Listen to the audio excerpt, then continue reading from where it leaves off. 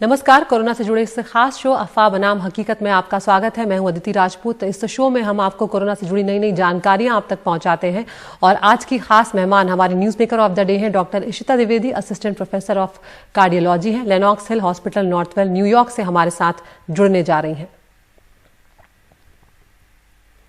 तो top story का रुख करते हैं। अमेरिका की national public health agency CDC कई हफ्तों से वैक्सीन के साइड इफेक्ट्स की लिस्ट बना रही है। जैसे जैसे वैक्सीन के नए डेटा सामने आते हैं वो लिस्ट को अपडेट भी करते हैं और अब सीडीसी ने वैक्सीन से होने वाले साइड इफेक्ट की लिस्ट में 3 नए साइड इफेक्ट्स को जोड़ा है, जिसमें टीके वाली जगह जहां पर टीका लगाया जाता है वहां पर लाल होना और कुछ और भी इसके नए साइड इफेक्ट सामने आए हैं। पहले से वैक्सीन लगने के बाद होने वाली दिक्कतों में वैक्सीन लगने वाले हाथ में थोड़ी सूजन, बुखार, थकान, ठंड लगना, ये सब शामिल है। अब अमेरिका में इसके अलावा साइड इफेक्ट्स जो हैं वो महिलाओं में ज्यादा देखे गए हैं। कुछ ऐसी रिपोर्ट्स भी सामने आई हैं। तो इन सब पर बात करने के लिए हमारे साथ मौजूद हैं डॉक्टर इशिता द्विवेदी, जिनके साथ हम अब सवाल जवाब करेंगे। डॉक्टर इशिता, बहुत बहुत शुक्रिया आपका हमसे जुड़ने के लिए। अमेरिका की हेल्थ एजेंसी सीडीसी ने वैक्सीन के साइड इफेक्ट में 3 नए साइड इफेक्ट्स जोड़े हैं। वो क्या है ये हमारे दर्शकों को समझाएं और यहाँ पर यह बताना भी जरूरी है कि अमेरिका में फाइजर और मॉडर्ना वैक्सीन दी जा रही है। न्यूयॉर्क से नमस्कार अदिति, और मुझे शो पे बुलाने के लिए बहुत बहुत नमस्कार। अभी हम दिसंबर से वैक्सीनेशन हमने शुरू की है और तब से हम और जानकारी अभी पा रहे हैं कि वैक्सीन की प्रभावित क्या है और साइड इफेक्ट्स क्या हैं। अभी सीडीसी ने निकाला है कि 3 नए साइड इफेक्ट्स अपनी साइट पे डाले हैं। एक उन्होंने बोला है कि शरीर में दर्द जैसे मसल पेन हो सकता है। दूसरा जैसे पेट खराब, नौशिया बोला है उन्होंने, जैसे आपको उल्टी करने का मन होगा। या फिर तीसरा जो उन्होंने नया साइड इफेक्ट बताया है वो है रेडनेस, मतलब कि इन्फ्लेमेशन जहाँ पे आपको टीका लगा है। अभी मैं ये भी बोलना चाहूंगी कि ये सारे साइड इफेक्ट ज्यादा गंभीर नहीं हैं, हल्के हैं और आसानी से ट्रीट भी किए जा सकते हैं। तो इसीलिए ये बिल्कुल आवश्यक है कि जब वैक्सीन उपलब्ध है लोग फिर भी वैक्सीन लें। साइड इफेक्ट्स हमें और जानकारी मिल रही है अभी, पर अभी तक यही हमें पता चला है कि वैक्सीन बहुत प्रभावी है, ये सुरक्षित है और जो साइड इफेक्ट्स हो रहे हैं ये ज्यादा गंभीर नहीं है। जी डॉक्टर इशिता, इसके अलावा ये रिपोर्ट्स भी आ रही हैं कि महिलाओं में ज्यादा साइड इफेक्ट्स देखे जा रहे हैं पुरुषों के मुकाबले। क्या शारीरिक बनावट इसकी वजह है या कुछ और भी वजह देख रहे हैं आप लोग?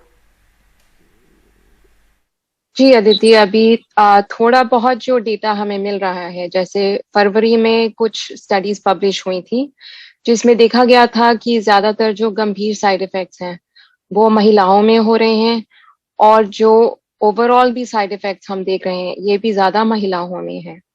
पर इसके कुछ कारण हो सकते हैं। पहला कारण ये हो सकता है कि महिलाएं ज्यादा रिपोर्ट कर रही हैं साइड इफेक्ट्स को, तो ये एक बायस भी हो सकता है एक तरीके का।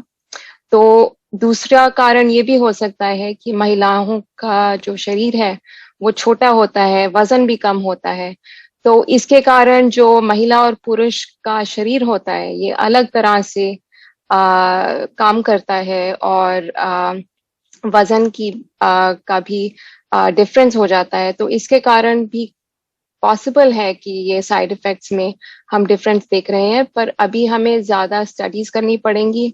ये जो हमें डेटा मिल रहा है अभी तक ये बहुत कम लोगों में देखा जा रहा है। तो हम अभी जो ज्यादातर हम जितने ज्यादा लोगों को वैक्सीनेट करेंगे और जितना डेटा कलेक्ट करेंगे उससे हमें ज्यादा जानकारी की जरूरत है। जी डॉक्टर इशिता, यहाँ पर आपसे ये भी जानना चाहेंगे कि अमेरिका में वैक्सीन लगवाने से पहले आप लोग जो डॉक्टर्स हैं वो किस तरह की सलाह दे रहे हैं लोगों को ताकि डर ना हो? क्या एहतियात बरतने को कहते हैं, क्या तैयारी करने को कहते हैं आप लोग? जी पहले तो मैं ये बोलूंगी जब भी वैक्सीन उपलब्ध है बिल्कुल लेनी चाहिए। और तैयारी के लिए अगर आपको कोई अंडरलाइन कंडीशंस हैं, जैसे बीमारियां हैं और आपको हिचकिचाहट है वैक्सीन लेने से, तो अपने डॉक्टर से जरूर बात कीजिए वैक्सीन लेने से पहले। और कुछ और चीजें हैं कि पानी काफी पीना चाहिए वैक्सीन के पहले और बाद में भी। डिहाइड्रेशन नहीं होना चाहिए। और अगर बुखार होता है तो जैसे कॉम्बीफ्लैम या आइबुप्रोफेन जैसी बुखार के लिए दवाइयां ली जा सकती हैं। दर्द के लिए भी ये दवाइयां ली जा सकती हैं। और अगर छोटा मोटा एलर्जिक रिएक्शन होता है तो उसके लिए एंटी एलर्जिक मेडिसिन जो होती हैं, जैसे बेनाड्रिल मिलता है बाजार में, वो भी ले सकते हैं। और ये भी बोलना चाहूंगी कि अगर ज्यादा कुछ आपको रिएक्शन हो रहा है तो बिल्कुल हॉस्पिटल तुरंत जाएं और डॉक्टर से सलाह लें। जी, बहुत शुक्रिया डॉक्टर इशिता हमसे जुड़ने के लिए और ये तमाम जानकारियां साझा करने के लिए। तो डॉक्टर इशिता अमेरिका से हमारे साथ जुड़ी और उन्होंने कहा कि वैक्सीन जो है वो हमें बड़ी गंभीर बीमारी से बचा रहा है, इसलिए छोटे मोटे साइड इफेक्ट्स को बहुत ज्यादा ध्यान देने की जरूरत नहीं है, वो जल्द ही ठीक हो जाएंगे। आगे बढ़ते हैं, महाराष्ट्र की बात करते हैं जिसने चिंता बढ़ा दी है। पूरे देश के 61% मामले जो हैं वो अकेले महाराष्ट्र में है। किस तरह से महाराष्ट्र के आंकड़ों के जरिए बताने की कोशिश करते हैं आपको कि जो मार्च के शुरुआत के 12 दिन है, आज 12 मार्च है, 1,20,000 से ज्यादा मामले इन 12 दिनों में महाराष्ट्र में सामने आए हैं। और ये जो आंकड़ा आज जो आया है वो 6 महीने के बाद एक रिकॉर्ड है। 14,317 नए मामले महाराष्ट्र में देखने को मिले। इसके अलावा किस तरह की पाबंदियां आप महाराष्ट्र में लगाते जा रहे हैं उसकी भी हम जानकारी आपको देते चलते हैं। हम सब जानते हैं कि नागपुर में 15 मार्च से 21 मार्च तक सख्त लॉकडाउन लगाना पड़ा है क्योंकि मामले तेजी से बढ़ते जा रहे थे। पुणे की बात करें 14 मार्च तक रात का कर्फ्यू लगाना पड़ा है। जलगांव की बात करें तो 15 मार्च तक जनता कर्फ्यू वहां पर लगाया है। ठाणे की बात करें तो 11 हॉटस्पॉट्स हैं वहां पर, जहां पर 13 मार्च से 31 मार्च तक लॉकडाउन है। औरंगाबाद में 4 अप्रैल तक वीकेंड पर लॉकडाउन लगाया गया है। हमारे साथ 2 खास मेहमान जुड़ रहे हैं यहाँ पर। डॉक्टर हेमंत देशमुख हैं, डीन है केईएम अस्पताल मुंबई से, और डॉक्टर राजेश पारिक हैं, डायरेक्टर है मेडिकल रिसर्च जसलोक अस्पताल मुंबई से। आप दोनों का बहुत बहुत स्वागत है। डॉक्टर साहब, महाराष्ट्र जो है वो लगातार सबकी चिंता बढ़ा रहा है और देश के जो मामले हैं उसमें से 61% मामले अकेले महाराष्ट्र में हैं। डॉक्टर राजेश पारिक, सबसे पहले मैं आपसे यहाँ पर जानना चाहूंगी कि किस तरह से देख रहे हैं ये एक बार फिर स्थिति जो बेकाबू हुई है यहाँ पर, उसकी क्या वजह आप देख रहे हैं? क्या सिर्फ लापरवाही लोगों की वजह है या और भी कुछ ऐसे फैक्टर्स हैं जो मामले बढ़ते जा रहे हैं? जी, इसमें और भी कई फैक्टर्स हैं। हमको ये समझना चाहिए कि ये बीमारी की एक निशान है कि ये लहरें में आती जाती है। तो पहली लहर आती है, कम होती है, फिर दूसरी लहर बढ़ती है। ये पूरी दुनिया में हो चुका है। जिन देशों ने पूरा ताबे में ले लिया था बीमारी को, बहुत अच्छी तरह से ले लिया था, वहां भी हुआ था, जैसे साउथ कोरिया में, सिंगापुर में, तो ये अलग, जर्मनी में, तो ये अलग अलग देशों में हुआ है। और हमारे देश में भी केरला ने सबसे अच्छा कंट्रोल किया था इसका, और वहां भी दूसरी लहर आ गई थी।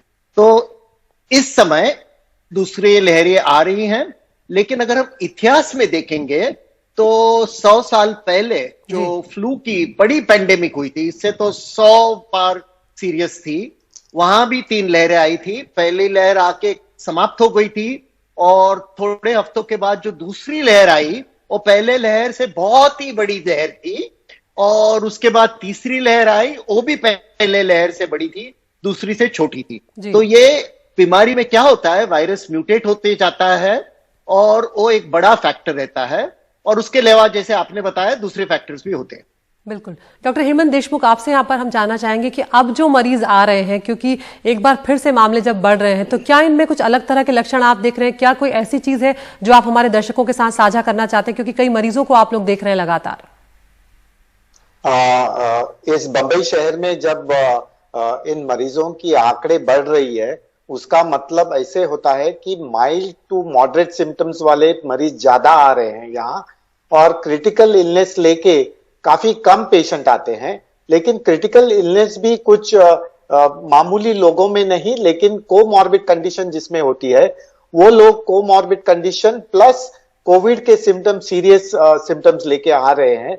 लेकिन हमारे जो जंबो सेंटर्स है, नेस्को जैसे है गोरेगांव में और बीकेसी बैंड्रा में, वहां माइल्ड टू मॉडरेट केसेस काफी मात्रा में आ गए हैं, और काफी जो मरीज आते हैं वो काफी एसिम्टोमेटिक भी है। जैसे कि हमारी समझो, मैं एसिम्टोमेटिक इसलिए कहता हूं क्योंकि नाक सो टेस्ट चला जाना या स्मेल चला जाना, ये काफी ऑलमोस्ट एसिम्टोमेटिक जैसे मरीज होते हैं, ये काफी आने लगे हैं। और इनकी कोविड टेस्ट अगर पॉजिटिव आती है तो उनको एंटीवायरल मेडिसिन लेना बहुत जरूरी हो जाता है, इसलिए हम उन्हें भर्ती कर देते हैं।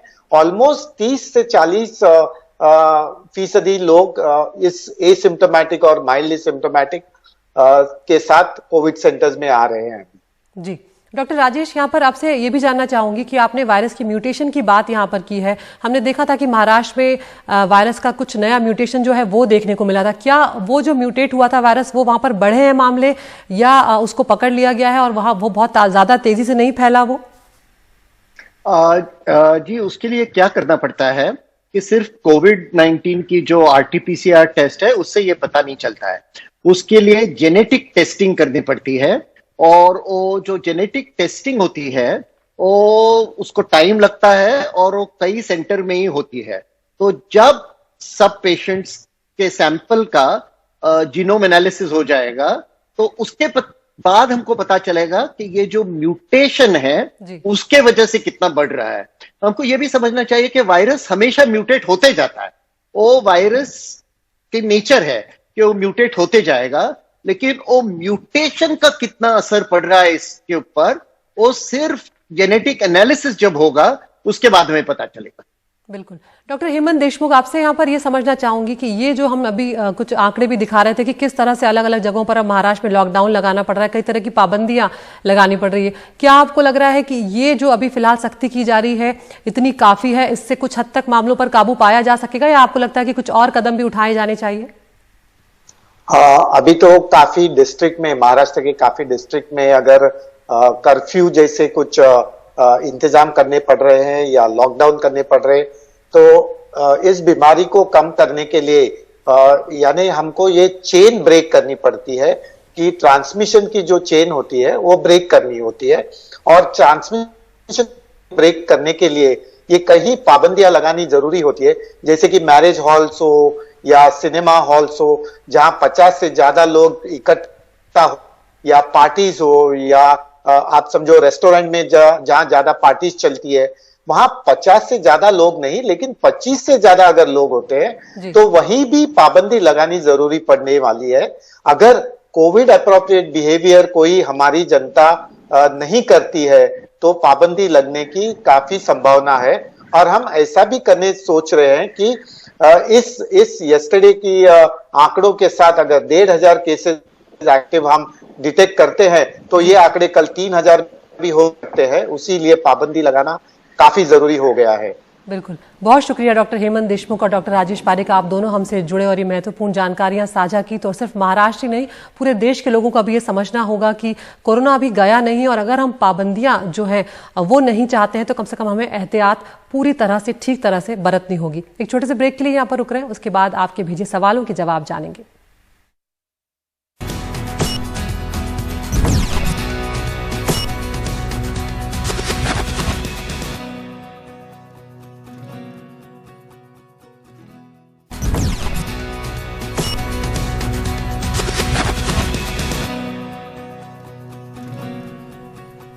ब्रेक के बाद एक बार फिर आपका स्वागत है और आपके सवालों का वक्त हो गया है। हमारे साथ खास मेहमान जुड़े हुए डॉक्टर राजेश पारिक हैं, डायरेक्टर हैं मेडिकल रिसर्च जसलोक अस्पताल मुंबई से। डॉक्टर साहब, एक बार फिर से आपका स्वागत है। पहला सवाल विश्वनाथ पूछेंगे दिल्ली से। नमस्कार, मेरा नाम विश्वनाथ है, मैं दिल्ली का रहने वाला हूँ। मैंने अपने पेरेंट्स के लिए मंडे को वैक्सीनेशन शेड्यूल किया है। मेरा एक सवाल डॉक्टर से था कि मेरे फादर जो है वो एंटी एपिलेप्टिक मेडिसिन लेते हैं जिसका नाम है लेविपिल, तो क्या वो ले सकते हैं वैक्सीनेशन के एक दिन पहले कि उसको 24 या 48 आवर्स पहले उसे रोकना होगा? थैंक्स। हाँ विश्वनाथ जी, नमस्कार। वो बिल्कुल ले सकते हैं। जो एंटी एपिलेप्टिक मेडिकेशन है उसका और वैक्सीन में कुछ इंटरेक्शन नहीं है, तो उनको वो लेना चाहिए। बंद करने से शायद उनको एपिलेप्सी की फिट आने के चांसेस है, तो जरूर आप उनको दे सकते हैं। जी, अगला सवाल दिल्ली से पूछेंगे टोनी अल्मेडा। हेलो डॉक्टर, नमस्ते। मेरा नाम टोनी अल्मेडा है और मेरा आपसे एक सवाल था कोविड वैक्सीनेशन से related. Both my mom and dad are about 70 और मैंने उनका वैक्सीनेशन शेड्यूल कराया है this coming Monday. However, my mom takes a medicine called Ecosprin AB75, which I believe is a blood thinner. सवाल ये था कि क्या वो इस मेडिसिन के साथ कोविड वैक्सीनेशन ले सकती हैं या उन्हें 24 to 40 आवर्स पहले ये मेडिसिन रोकनी होगी? Thank you so much. नमस्ते अल्मेडा जी, ये बहुत ही महत्वपूर्ण सवाल है क्योंकि इसके बारे में पूरी दुनिया में साइंटिफिक कम्युनिटी में चर्चा हो रही है। और इसमें दो ओपिनियन है। एक ये है कि ये लेने से कोई प्रॉब्लम नहीं होगा। देखिए, इकोस्पिरिन का क्या होता है, वो अपने खून को जरा पतला करता है, तो जब कोई इंजेक्शन हो या क्या चोट लग जाएगी तो फिर वो ब्लीडिंग के चांसेस ज्यादा है। तो एक साइड से तो लोग कहते हैं कि ये इतनी छोटी नीडल होती है, इतना छोटा प्रिक होता है और वो भी मसल में ही होता है, तो इसको बंद करने की जरूरत नहीं है। और दूसरी ओपिनियन ये है कि बंद करना चाहिए, क्योंकि बंद करने से कोई बिल्कुल नुकसान नहीं है। एक दिन या 2 दिन पहले इकोस्पिरिन को रोक दिया तो उससे कोई तकलीफ नहीं होती है। तो आपको क्या करना चाहिए, जो डॉक्टर है जिन्होंने इकोस्पिरिन दिया है मम्मी को, उनके साथ भी जरा चर्चा कर लीजिए कि ये इकोस्पिरिन की कितनी जरूरत है। 99% ऑफ टाइम 1 दिन 2 दिन पहले रुकने से कुछ नहीं होता है। अगर वो इजाजत दे तो फिर आप इकोस्पिरिन बंद कर सकते हैं। बहुत शुक्रिया डॉक्टर राजेश पारेख, आपने महत्वपूर्ण जानकारियां आज साझा की हैं। उम्मीद करते हैं दूसरे दर्शकों को भी ये जानकारियां उनके काम आएंगी। तो यहाँ पर सबसे ज्यादा महत्वपूर्ण इस वक्त यही है, जिस तरह से मामले बढ़ रहे हैं, हमें ये समझना होगा कि हमें एहतियात बरतना अभी छोड़ना नहीं है। तो अपना ख्याल रखें, अपनों का ख्याल रखें, मास्क जरूर पहनें और सोशल डिस्टेंसिंग का पालन करें। आज के लिए इतना ही, नमस्कार।